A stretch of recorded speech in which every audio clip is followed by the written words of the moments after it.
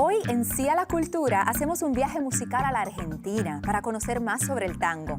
En la sección Libros y Letras, el escritor Pablo Martínez Archilla nos presenta su libro Desengáñate Quintín, un juego de toma y daca. Además, visitamos la Biblioteca y Archivo Histórico General. Y junto a la doctora Ruiz de Fischler, conocemos los instrumentos utilizados por los taínos para inhalar la caoba. Y haremos un viaje a través del tiempo cuando visitamos la exhibición Visiones del Antiguo Angkor, del artista Héctor Méndez Caratini, en el Museo de la Universidad del Turabo. Como todas las semanas, las cápsulas de Español al Día y pinceladas de cultura, trazos de lo que nos une como pueblo. Acompáñanos y dile sí a la cultura.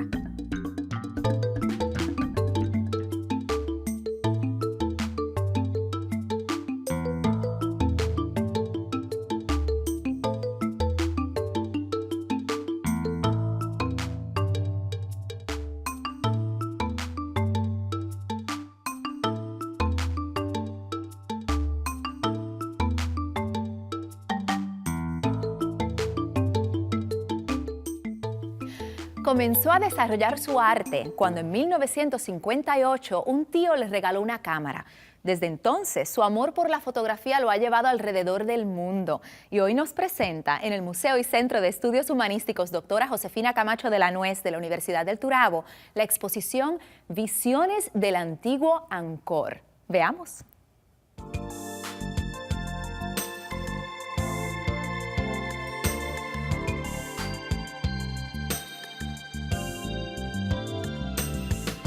Yo comencé a fotografiar desde pequeño, desde niño, más o menos como a los 8 años.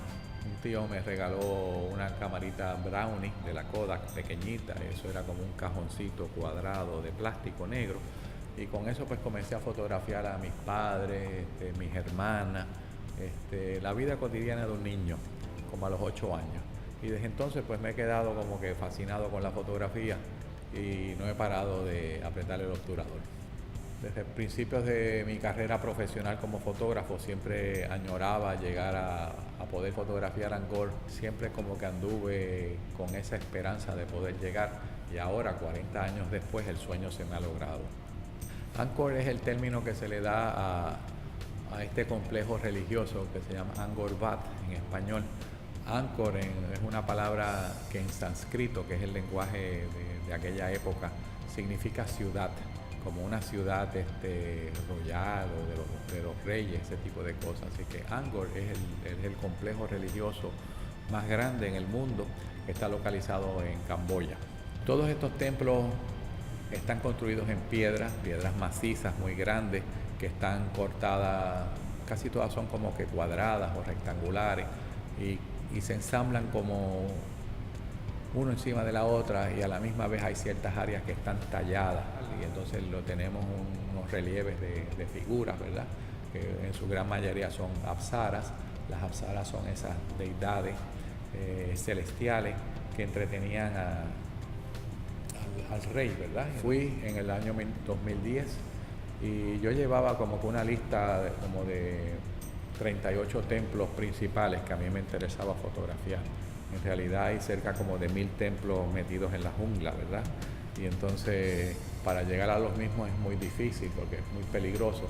Entonces me consiguieron a un guía que se especializaba en llevar a los fotógrafos a la jungla. Entonces ese guía, yo le entregué una lista de los 38 templos que yo quería fotografiar y él me dijo no hay problema ninguno. Entonces él los ordenó en una secuencia de tiempo y dijo, el primer día vamos a fotografiar estos que están acá, el segundo día estos que están por acá, el tercero estos, el cuarto por acá, y dejamos los más lejos para el último día.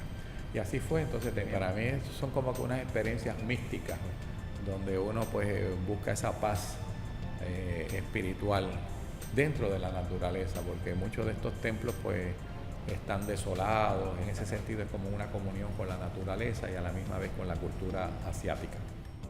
En esta exhibición podemos ver la fotografía icónica, ¿verdad? El símbolo del templo mayor, que es de Angkor Wat. El mismo aparece reflejado con una laguna que tiene al frente, o sea que aparece la silueta del templo en la parte de abajo y como con unas flores de lotus, ¿verdad? Que eso es un símbolo para ellos también muy importante, con las nubes atrás. También podemos ver otros templos que están cubiertos completamente con raíces, raíces centenarias de árboles de ceiba, por ejemplo, y uno puede ver cómo la raíz acaricia las paredes del templo y como con un brazo puesto encima de la familia de uno, ese tipo de cosas. Entonces, esas raíces por el momento las han dejado. Muchos de estos templos están siendo reconstruidos, ¿verdad? Para preservarlos, ya que los mismos han sido declarados Patrimonio de la Humanidad por la UNESCO.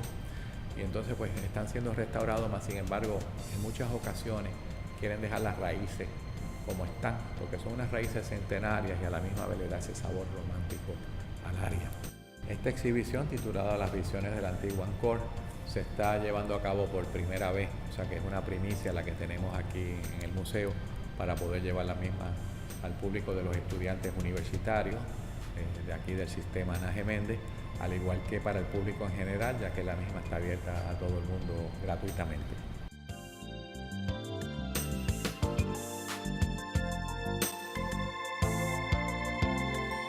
Impresionante la muestra fotográfica del puertorriqueño Héctor Méndez Caratini.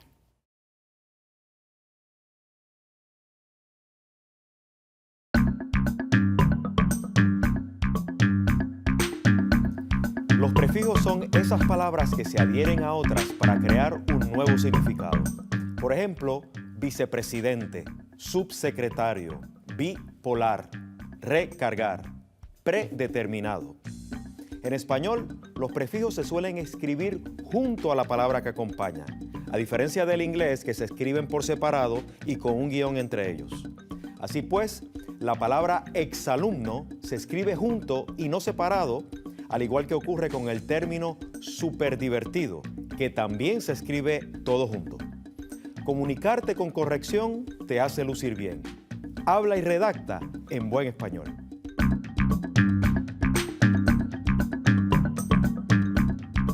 Hacemos una pausa y cuando regresemos, de los bailes de salón es uno de los más sensuales que existen.